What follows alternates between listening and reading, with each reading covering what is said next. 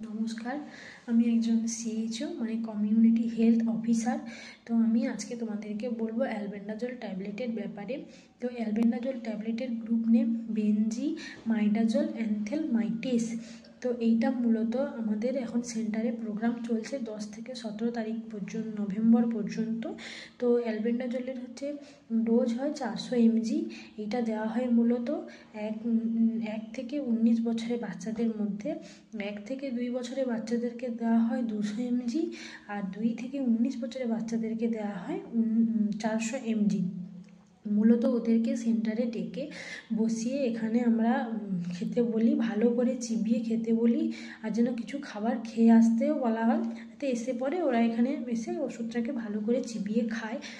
আর এইটা যদি কোনো বাচ্চা যদি 1 মাসের মধ্যে নিয়ে থাকে তাহলে তাদেরকে আর এটা প্রেগনেন্সি অবস্থাতে দেওয়া হয়, কিন্তু সেকেন্ড ট্রাইমেস্টারে তারপরে আর এটা দেওয়া যায় না।